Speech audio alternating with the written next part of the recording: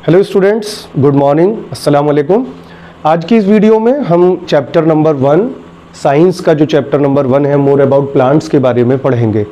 जैसा कि हमने स्टूडेंट्स पहले बताया था, साइंस के सिलेबस का ये सबसे पहला चैप्टर है और ये प्लांट्स के चैप्टर में से हर साल 2 से 3 क्वेश्चन का वेटेज अलीगढ़ मुस्लिम यूनिवर्सिटी और जामिया मिलिया इस्लामिया में लिया जाता है। इसमें से 2 से 3 क्वेश्चन आते हैं। So let us start. First of all, before starting this chapter, we should know the importance of plants. Plants की importance क्या है, क्या अहमियत है, प्लांट्स की हमारी ज़िंदगी में क्या अहमियत है, ये हम देखेंगे। तो plants play a very important role in our lifes as they provide us with oxygen and food. सबसे पहले हम शुरुआत करते हैं कि प्लांट्स हमें लाइफ गैस देते हैं। ऑक्सीजन हमें प्लांट्स के ज़रिए से मिलती है और हमारे एनवायरनमेंट में वो ऑक्सीजन को रिचार्ज करते हैं। एंड फूड, और बहुत सारे जो फूड के कंपोनेंट्स हैं, चाहे वो पल्सेस हैं, ग्रेन्स हैं, वो सारे के सारे फूड्स, यहाँ तक कि शुगर का सोर्स भी, बहुत सारे ऑयल का सोर्स भी, तो हमें ग्रेन्स की फॉर्म में, पल्सेस की फॉर्म में प्लांट से फूड मिलता है। ठीक है, Therefore our life largely depends on them। इसलिए हमारी ज़िंदगी प्लांट्स के ऊपर डिपेंड करती है, हम प्लांट्स पर निर्भर करते हैं, मुनहसर है। और हम देखें स्टूडेंट्स कि अगर हम अपने फूड का कोई एग्जाम्पल लें, अगर हम ब्रेकफास्ट का एग्जाम्पल लें, लंच का एग्जाम्पल लें, और अगर हम ब्रेकफास्ट की बात करें, हमने क्या खाया, तो आमतौर से हम क्या कहते हैं, हमने चाय पी, हमने ब्रेड खाया। तो अगर हम चाय की बात करें तो चाय में 2 चीज़ें मेन होती हैं, मिल्क है और टी है और शुगर है। तो मिल्क कहाँ से आया, उसका एक सोर्स है बफेलो या काऊ। तो बफेलो और काऊ भी प्लांट पर डिपेंड करती है, दे आर हर्बीवोर्स, और उनका भी एक सोर्स क्या है कि प्लांट है। तो वी डायरेक्टली और इनडायरेक्टली डिपेंड्स ऑन प्लांट्स। इसी तरह से अगर हम टी लीव्स की बात करें तो टी लीव्स हमें प्लांट से मिलती हैं। शुगर की बात करें तो शुगर हमें शुगर केन के जरिए से बनाई जाती है। इसी तरह से अगर हम लंच की बात करें खाने में, तो अगर हम देखें राइस है या पल्सेस हैं तो भी हमें वो प्लांट्स के जरिए से ही मिलती है। ठीक है, और इसी तरह से जो मसाले हैं, उसमें ऑयल है, वो सारे के सारे डायरेक्टली और इनडायरेक्टली हमें प्लांट से मिलते हैं। तो वी डायरेक्टली और इनडायरेक्टली डिपेंड्स ऑन देम। अगर हम प्लांट्स के प्रोडक्ट की बात करें as well as food and oxygen, so plant provide us, plant से हमें क्या मिलता है, वुड मिलती है। और वुड भी 2 तरह की होती है, एक है फायर वुड यानी जो जलाने वाली लकड़ी है जिसको हम ईंधन कहते हैं, और दूसरी वुड जो है वो टिम्बर वुड है, यानी जो बहुत सारे फर्नीचर हम वुड के ज़रिए से बनाते हैं। तो फर्नीचर वाली लकड़ी भी हमें प्लांट्स के ज़रिए से मिलती है, ट्रीज से मिलती है। मेडिसिन्स, बहुत सारी मेडिसिन्स भी प्लांट से ली जाती हैं। कॉमन जो हम प्लांट्स के बारे में जानते हैं जैसा कि नीम है और जैसे तुलसी है, ऐसे बहुत सारे मेडिसिनल प्लांट हैं बच्चों। बल्कि अगर हम गौर करें, जो तिब्बी मेडिसिन्स हैं, तिबिया की हर्बल मेडिसिन्स, वो ज़्यादा से ज़्यादा प्लांट्स पर डिपेंड होती है। अगर आप तिबिया का कोई भी प्रोडक्ट्स देखेंगे और उसके इंग्रेडिएंट्स देखेंगे उस मेडिसिन के ऊपर, तो बहुत सारे प्लांट्स के साइंटिफिक नेम लिखे होते हैं। तो प्लांट्स से हम बहुत सारी मेडिसिन एक्सट्रैक्ट करते हैं। आपने जो शांता के बारे में देखा होगा, उसके अंदर भी बहुत सारे प्लांट्स के ड्राई लीव्स, फ्रूट्स और सीड्स होते हैं। इसी तरह से फाइबर्स हमें प्लांट्स के जरिए से मिलते हैं। फाइबर्स में मेनली 2 तरह के फाइबर्स होते हैं, एक कॉटन फाइबर और एक जूट फाइबर जिसको हम फ्लेक्स कहते हैं। तो कॉटन और जूट, जिससे cotton widely used to manufacturing various kinds of cloths, cotton का बहुत ज़्यादा इस्तेमाल होता है कपड़ों के बनाने में। तो हमें यहाँ से फाइबर्स भी मिलते हैं। रबर इससे बनाई जाती है, रबर और गम, एंड ऑक्सीजन अगेन हमने यहाँ पे मेंशन किया, and other products like paper. और प्लांट्स के जरिए से बहुत सारे प्लांट्स को कट करके और उनको इंडस्ट्री में मैन्युफैक्चरिंग करके पेपर बनाए जाते हैं प्लांट्स के जरिए से। So we must grow more and more plants. हमें ज़्यादा से ज़्यादा पौधे लगाने चाहिए, ज़्यादा से ज़्यादा ट्रीज़ को हमें प्रमोट करना चाहिए और हमें प्लांटेशन करना चाहिए, and should take care of them, और उनकी केयर भी करनी चाहिए। और केयर करने से मीनिंग क्या है, जैसे कि आजकल हम एनवायरनमेंट डे सेलिब्रेट करते हैं, तो हम उसमें कहते हैं कि हमें ज़्यादा से ज़्यादा प्लांट्स को बचाना है। तो बचाने के पीछे रीज़न क्या है बच्चों? एनसीईआरटी करिकुलम ने हर चैप्टर में, हर स्टैंडर्ड की बुक में जो प्लांट का एक चैप्टर मेंशन किया है, वो इसीलिए ताकि स्टूडेंट के अंदर इस बात की अवेयरनेस जागे, ये अवेयरनेस आए कि प्लांट्स की क्या अहमियत है। एक तो सिर्फ सेंटेंस होता है, हमने कहा हमें ज़्यादा से ज़्यादा ट्रीज बचाने चाहिए। क्यों बचाने चाहिए बच्चों? अगर हम गौर करें, सबसे इंपॉर्टेंट जो हमें लाइफ गैस इससे मिलती है एनवायरनमेंट में, जैसे सपोज ग्लोबल लेवल पे हम बात करें, जितने भी ऑर्गेनिज्म हैं वो सब के सब लिविंग ऑर्गेनिज्म को ऑक्सीजन गैस की जरूरत होती है उनके रेस्पिरेशन के लिए, और ड्यूरिंग रेस्पिरेशन वो ऑक्सीजन को इनहेल करते हैं और कार्बन डाइऑक्साइड को एक्सहेल करते हैं, यानी वो बाहर निकालते हैं। तो ये कार्बन डाइऑक्साइड को प्लांट्स एब्जॉर्ब कर लेते हैं ड्यूरिंग फोटोसिंथेसिस। फोटोसिंथेसिस के दौरान बच्चों जब ये अपना फूड प्रिपेयर करते हैं तो सनलाइट, क्लोरोफिल, वाटर और कार्बन डाइऑक्साइड इनको रिक्वायर होती है। तो प्लांट्स सिर्फ हमें ऑक्सीजन ही नहीं देते बल्कि ऑक्सीजन एनवायरनमेंट में वो रिलीज करते हैं, और जो एनवायरनमेंट के अंदर जो वेस्ट है यानी कार्बन डाइऑक्साइड, तो कार्बन डाइऑक्साइड को प्लांट्स ले लेते हैं। बट एक बात यहां पर याद रखने की ये है कि during photosynthesis, during the day, दिन के टाइम में हम फोटोसिंथेसिस की बात कर रहे हैं। अगर हम बात करें रेस्पिरेशन की तो रेस्पिरेशन बिल्कुल सेम उसी तरह से होता है जैसे कि अदर एनिमल्स में होता है। तो ऑक्सीजन हमें कैसे मिलती है? During photosynthesis plants take carbon dioxide, तो वेस्ट को ले लेते हैं। कितना बड़ा एहसान है कि जो वेस्ट है जिससे पॉल्यूशन होगा एयर के अंदर, उस गैस को वो क्या कर रहे हैं? प्लांट्स एब्जॉर्ब कर लेते हैं और उसके बदले में ऑक्सीजन देते हैं। ओके, तो इसलिए हमें प्लांट्स को केयर करना है और ज्यादा से ज्यादा प्लांट्स को लगाना है। इस चैप्टर में बच्चों हम पढ़ेंगे ग्रोइंग न्यू प्लांट्स, कैसे न्यू प्लांट्स को ग्रो किया जा सकता है, क्या क्या उनके मेथड्स हैं, and growing plants from a seed, क्योंकि सीड एक बहुत बड़ा जरिया है। सीड के जरिए से कैसे प्लांट्स, बहुत सारे जो कॉमन प्लांट्स हैं, हायर प्लांट्स हैं, उसमें जो रिप्रोडक्शन का तरीका होता है वो सीड के जरिए से होता है। और सीड का डिस्पर्सल ऑफ सीड्स कैसे होते हैं, और एग्रीकल्चर के बारे में, यानी हम इसमें एग्रीकल्चरिंग प्रैक्टिसेस और रबी और खरीफ क्रॉप और जो एग्रीकल्चरल एक्टिविटीज हैं उसके बारे में पढ़ेंगे। तो let us start the first point, that is reproduction in plants. So what is reproduction? बच्चों जैसा कि इसका नाम है, re means again and production means produce करना। So the production of the new organism from the existing one, जो exist कर रहे हैं ऑर्गेनिज्म, चाहे वो प्लांट्स हैं या एनिमल है, जो मौजूद हैं, उनसे नए प्लांट का या नए न्यू ऑर्गेनिज्म का प्रोडक्शन करना, that is known as reproduction. We can define like this, reproduction is the process by which living organism produce more of their kind. यहां पर एक बात बहुत इंपॉर्टेंट है, more of their kind. It means अगर हम एक वीट का सीड लगाते हैं so that will change into the wheat plant. Okay, so reproduction is the process by which living organism produce more of their kind. Plants mainly reproduce by two ways. Plants के जो reproduction का तरीका होता है वो दो तरह से होता है। सबसे पहला है through seeds, यानी जो एंजियोस्पर्मिक प्लांट्स होते हैं, हायर प्लांट्स होते हैं, और वी कैन से दैट कि those plants which can produce the seeds, ऐसे प्लांट्स जो सीड को प्रोड्यूस कर सकते हैं वो सीड के जरिए से रिप्रोडक्शन करते हैं। और ऐसे plants, lower plants that do not produce seeds, they can grow through their vegetative parts. What are the vegetative parts of the plants? The vegetative parts of the plants are root, stem and leaves. Okay, so बहुत सारे plants ऐसे हैं जिसको हम कहते हैं vegetative propagation, यानी vegetative parts के जरिए से वो रिप्रोड्यूस करते हैं। Okay students, so the next is growing new plants from seeds. Students, seed से प्लांट का ग्रो करने का जो मेथड है वो हायर प्लांट्स में कॉमन है, यानी रिप्रोडक्शन की अगर हम बात करें प्लांट्स में तो ज़्यादातर सीड के ज़रिए से होता है। मोस्टली जो प्लांट्स हायर प्लांट्स हैं, यानी जो डेवलप प्लांट्स हैं, ऐसे प्लांट्स जो सीड को प्रोड्यूस करते हैं, तो उनमें रिप्रोडक्शन का जो कॉमन मेथड है वो सीड्स के ज़रिए से है। और एक बार में प्लांट बहुत सारे सीड्स प्रोड्यूस करता है। A single plant produce many seeds, but all the seeds do not grow into the new plants. लेकिन सारे के सारे जो seeds हैं वो नया plant grow नहीं करते, क्योंकि उसमें से बहुत सारे डिस्ट्रॉय हो जाते हैं। और वो कौन कौन से मेथड्स हैं? Let us see. Some seeds are eaten by birds, rats and other animals. जो रोडेंट्स हैं, बहुत सारे सीड्स प्लांट से गिरने के बाद रैट, बर्ड्स और जो रोडेंट्स हैं, स्क्वेरल वगैरह, जो गिलहरी है, तो बहुत सारे सीड्स ऐसे एनिमल्स उनको खा जाते हैं, तो वो ग्रो नहीं कर पाते। इसी तरह से सम ऑफ देम में get destroyed by wind and rain. बहुत सारे सीड्स, यानी ज़्यादा रेनफॉल होने से, और बिल्कुल पानी रिक्वायर है सीड जर्मिनेशन के लिए, लेकिन अगर बहुत ज़्यादा भी पानी हो जाता है तो वो सीड को डॉर्मेंट कर देते हैं और सीड जर्मिनेट नहीं कर पाता। इसी तरह से बहुत सारे सीड्स ऐसे हैं जिनको एयर, वाटर और वार्मथ, यानी सीड जर्मिनेशन की जो रिक्वायरमेंट है बच्चों, एयर, वाटर और टेम्परेचर, वो उनको नहीं मिल पाता। तो हम कंक्लूड ये करेंगे कि सारे के सारे सीड्स ग्रो नहीं करते।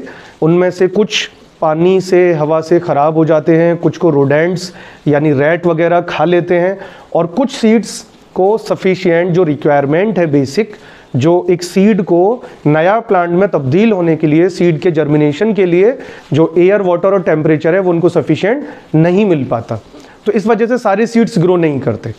ओके, अब let us see structure of seeds. यानी सीड की स्ट्रक्चर है क्या, कैसे सीड होता है, सीड के वो कौन से पार्ट्स होते हैं जो फूड को, जो प्लांट को नरिशमेंट देते हैं, यानी सीड जर्मिनेशन के दौरान कहाँ से उनको एनर्जी मिलती है, और कौन सा वो पॉइंट है जहाँ से वो रूट निकलती है, और कौन सा वो पॉइंट है यानी सीड का वो कौन सा पार्ट है जहाँ से स्टेम बनता है। तो स्टूडेंट्स देखते हैं, आइए। तो seeds of different plants are of different shapes and sizes, यानी जो डिफरेंट प्लांट्स के जो सीड्स हैं वो सारे के सारे सीड्स एक जैसे नहीं होते, बल्कि उनकी शेप में और उनके साइज में फ़र्क होता है। ये डिपेंड करता है कि कौन से प्लांट का वो सीड है। जैसे आपने देखा भी होगा, अगर हम फ्रूट्स के सीड्स की बात करें तो आपने एप्पल का सीड देखा होगा, इसी तरह से आपने चीकू का सीड देखा होगा, उससे बड़ा होता है। वाटरमेलन यानी तरबूज का सीड छोटा होता है। तो चने का सीड्स एक अलग साइज़ का होता है। तो जो सीड्स का जो साइज़ है और जो शेप है वो वेरी करता है अलग अलग प्लांट्स में। सीड्स के फॉलोइंग पार्ट्स होते हैं। सबसे पहला जो पार्ट है दैट इज सीड कोट, जो आउटर कवरिंग है किसी भी सीड की outer covering. Students common language में हम उसको छिलका जो कहते हैं, यानी सीड का जो छिलका है, the outer most covering of the seed is called the seed coat. वो सीड की जो आउटर कवरिंग है सीड कोट कहलाता है। ठीक है, जिस तरह से मैंने ग्राम का सीड बनाया यानी चना, ऐसे ही राइस और जो डिफरेंट सीड्स के ऊपर जो छिलका होता है, खरबूज का सीड आपने देखा होगा, उसके ऊपर जो कवरिंग होती है, ये सीड को प्रोटेक्शन देता है। Actually this is known as seed coat, बाहरी कवरिंग। जैसे हम कॉमन विंटर सीजन में हम जो सबसे बाहर जो कपड़ा पहनते हैं ना, कहते हैं उसको coat, that is our covering, वो हमें प्रोटेक्ट करता है बाहर की सर्दी से। इसी तरह से सीड के ऊपर जो छिलका है वो उसको प्रोटेक्ट करता है बाहर के एनवायरनमेंट से, तो वो सीड कोट कहलाता है। इनसाइड द सीड कोट एक पार्ट होता है स्कार, SCAR, इससे क्वेश्चन पूछा जाता है और ये बहुत ही इंपॉर्टेंट है। It is the place where seed is attached to the fruit. आपने देखा होगा जब हम फ्रूट को कट करते हैं तो उसमें सीड्स कई बार तो फ्रीली पड़े होते हैं और कई बार सीड्स आर अटैच्ड। एक पॉइंट होता है, जैसे ये कोई फ्रूट है सपोज, तो उसमें ये जो सीड है ना वो अटैच होता है फ्रूट के जरिए से, तो वो वाला जो पार्ट है वो स्कार कहलाता है। और on the top of the scar there is a tiny hole, यानी स्कार के ऊपर एक छोटा सा होल होता है और यही होल अलाउ करता है water to enter inside the seed, यानी सीड के अंदर जो पानी के जाने का रास्ता है वो क्या है, स्कार। और पानी की रिक्वायरमेंट कब होती है बच्चों, जब हम सीड को लगाते हैं ग्रो करने के लिए, और सीड के जर्मिनेशन के टाइम पे जो वाटर एंटर करेगा सीड के अंदर, यानी बीज के अंदर जो पानी एंटर करेगा वो स्कार के ऊपर जो टाइनी होल है उससे करेगा। तो हम स्कार के बारे में कह सकते हैं कि scar is the point through which seed is attached to the fruit, और टॉप ऑफ द स्कार पे एक होल होता है और उस होल का काम है कि वहां से सीड के अंदर पानी जाएगा। Okay, next is seed leaves और cotyledons. Inside the seed coat, अगर हम सीड कोट को हटाएं, there is a fleshy part, हम लिख सकते हैं inside the seed coat, inside the seed coat there is a fleshy part, यानी फ्लैशी मतलब वो गूदेदार पार्ट होता है, वो क्या कहलाता है, कॉटिलिडन्स। और यही कॉटिलिडन सपोर्ट करता है प्लांट की ग्रोथ के लिए, यानी जब प्लांट्स में से रूट निकलती है और प्लांट में से शूट निकलता है तो उस वक्त में एनर्जी कहाँ से मिलती है, जो बेबी प्लांट्स है या जो यंग प्लांट्स है उसके लिए एनर्जी इस कॉटिलिडन के जरिए से मिलती है। डियर स्टूडेंट्स, इस पेज का आप स्क्रीनशॉट ले सकते हैं और मैं आपको इसके लिए चंद सेकेंड्स देता हूँ, उसके बाद फिर मैं आपको एक्सप्लेन करता हूँ। Okay, you can take the screenshot.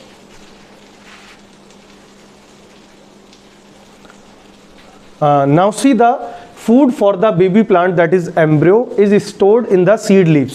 जो कॉटिलिडन है इसमें फूड स्टोर रहता है, क्योंकि बच्चों अभी जब प्लांट ग्रो कर रहा है उसमें से रूट निकलेगी, उसमें से स्टेम ग्रो करेगा, तो इन सब चीज़ों के लिए एनर्जी रिक्वायर है। और एनर्जी कहाँ से मिलेगी, अभी फोटोसिंथेसिस नहीं हो रहा, तो ये फूड स्टोर है ऑलरेडी किसके अंदर, कॉटिलिडन के अंदर। ठीक है, the baby plant lies between the cotyledons, जो बेबी प्लांट ग्रो करेगा वो कहाँ होता है, दोनों कॉटिलिडन के बीच में, अगर वो डाइकॉट है कॉटिलिडन्स के बीच में होता है। It contains baby root that is radicle. Question पूछा जाता है what is radicle, so radicle is the future root, और वी कैन से सीड का वो पार्ट जहाँ से रूट ग्रो करती है ना। जैसे अगर ये सीड है और सीड में से रूट ग्रो कर रही है सपोज इस पोर्शन से यहाँ से, सो दिस इज रेडिकल। तो रेडिकल सीड का वो पार्ट होता है जहां से रूट ग्रो करती है। ओके, और इसके साथ साथ इसमें बेबी शूट, शूट मतलब स्टेम, तो वो कौन सा पॉइंट है, प्लीम्यूल। तो ये दोनों चीजों का आप याद करिए, और याद करने की जो ट्रिक है मैं आपको बता देता हूं। R for root, so R for radicle, तो रेडिकल से रूट निकलती है और प्लीम्यूल से शूट निकलता है, यानी स्टेम ग्रो करता है। तो हम कह सकते हैं कि सीड का वो पार्ट जहां से रूट ग्रो करती है उसको हम रेडिकल कहते हैं, सीड का वो पार्ट जहां से स्टेम ग्रो करता है उसको हम प्लीम्यूल कहते हैं।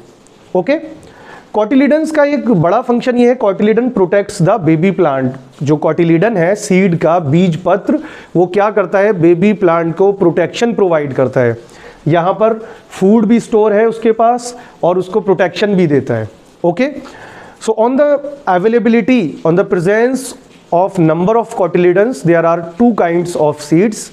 अगर हम कॉटिलीडन के नंबर की बात करें उसकी बुनियाद पर 2 तरह के होते हैं, डाइकॉट्स और मोनोकॉट्स।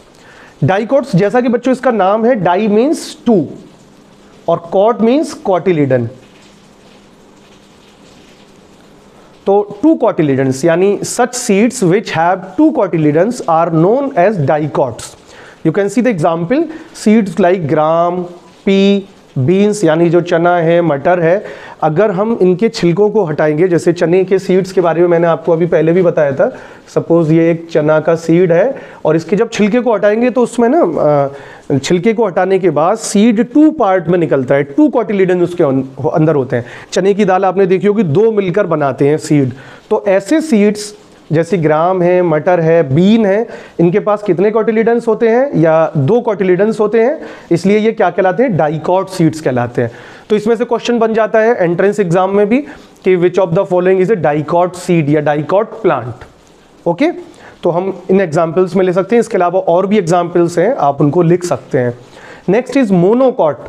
तो मोनो मीन्स होता है सिंगल, मोनो मीन्स एक, जैसे साइंस में नंबर होते हैं ना, मोनो, डाई, ट्राई, टेट्रा, पेंटा, हेक्सा, ऑक्टा, हेप्टा, ऑक्टा, नैना, डेका, ऐसे 1 2 3 4 से लेकर 10 तक होता है। तो मोनो मीन्स एक यानी सिंगल और डाई मीन्स 2।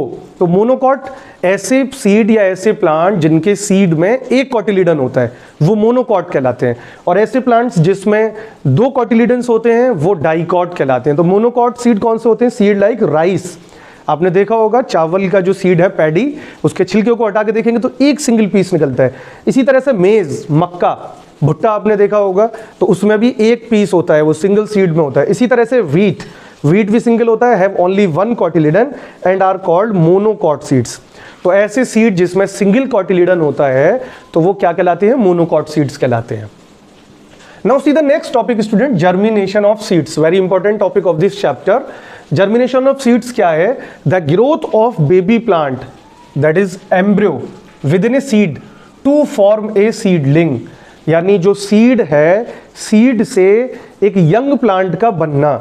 आप देख सकते हैं दिस इज द सीड, जब हम इसको बो देते हैं और इसको जो एयर, वाटर और वार्मथ यानी टेम्परेचर, एयर, वाटर और टेम्परेचर, एयर कहाँ से मिलती है, एटमॉस्फेयर से, एनवायरनमेंट से, ठीक है, और वाटर कहाँ से मिलता है बच्चों, जिस जगह पे ये बोया जाता है, या फिर मिट्टी से, या फिर कई बार आपने देखा होगा कि घरों में रखी हुई प्याज, ऑनियन भी ग्रो करने लगती है।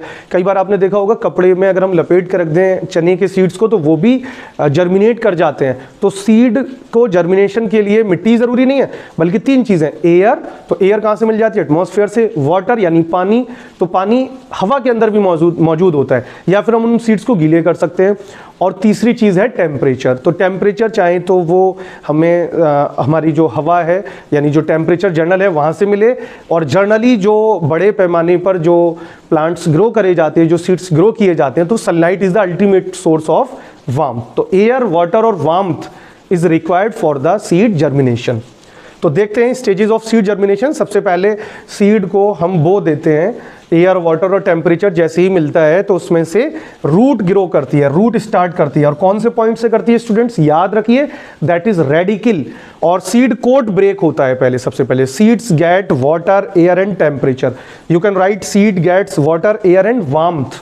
ओके, सीड कोट ब्रेक्स, यानी जो उसके ऊपर का छिलका है वो ब्रेक कर जाता है, और फिर उसके बाद बेबी प्लांट्स ग्रोज, उसमें से बेबी प्लांट, बेबी मीन्स होता है बच्चा, और यहाँ पर प्लांट्स के बच्चे के मीन्स छोटा प्लांट, उसमें से ग्रो कर जाता है। Root and shoot, that is root and stem develops. आप देख सकते हैं डायग्राम में कि रूट यहाँ से ग्रो कर रही है नीचे की तरफ, स्टेम ग्रो कर रहा है। और यहाँ पर एक बात और होती है, मोस्ट ऑफ द टाइम इस पर बड़े बड़े एक्सपेरिमेंट्स किए साइंटिस्ट ने, कि रूट हमेशा, ज़्यादातर केसेस में, कुछ एक्सेप्शंस को छोड़कर, रूट हमेशा किस तरफ जाती है? अर्थ की ग्रेविटी की तरफ, और स्टेम हमेशा सनलाइट की तरफ जाता है। एक साइंटिस्ट थे, उन्होंने एक्सपेरिमेंट किया कि उन्होंने पॉटेड प्लांट को इस तरह से रख दिया बच्चों, जैसे मैंने यहाँ पर ये गमला का लुक मैंने दिया है पॉट का, इस तरह से रख दिया। तो देखा थोड़े से दिन के बाद कि स्टेम ऊपर की तरफ मुड़ जाता है। और एक साइंटिस्ट ने क्या करा, रूम में ऐसे रखा और यहाँ पे पॉटेड प्लांट को रख दिया, और जैसे ही प्लांट यहाँ से ग्रो हुआ तो वो जो प्लांट है ना, सनलाइट इधर से दी थी साइड से, तो जो स्टेम है आहिस्ता आहिस्ता सनलाइट की तरफ मुड़ जाता है। तो रूट को अगर हम ऐसे भी करते हैं तब भी वो अर्थ की तरफ जाएगी, और स्टेम हमेशा सनलाइट की तरफ जाता है।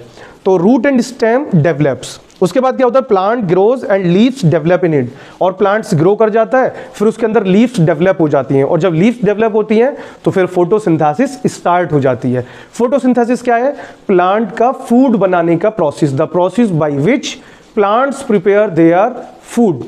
किससे करते हैं? एयर, वाटर, कार्बन डाइऑक्साइड, और चौथी चीज होती है क्लोरोफिल। क्लोरोफिल उनकी लीव्स में प्रेजेंट होती है। तो जैसे ही प्लांट के अंदर सीड डेवलप हो जाती हैं, यानी लीव्स डेवलप हो जाती हैं, फिर प्लांट फोटोसिंथेसिस स्टार्ट कर देता है, और उसमें फिर रैपिड ग्रोथ होती है। आप देख सकते हैं फाइनली क्या होता है? Plant grows and leaves develop in it, cotyledon shrinks, यानी कॉटिलिडन श्रिंक कर जाते हैं और फाइनली डिसअपियर हो जाते हैं। तो बच्चों आपने देखा होगा खासतौर से रेनी सीजन में इमली के सीड्स को, और आपने देखा होगा मैंगो के सीड को, यानी मैंगो या आम की जो गुठली होती है, आपने देखा होगा कि उसमें से रूट निकलती है, फिर उसमें से फिर प्लांट डेवलप करता चला जाता है, फाइनली जो सीड्स के कॉटिलिडन है श्रिंक करके और ख़त्म हो जाते हैं। Okay students.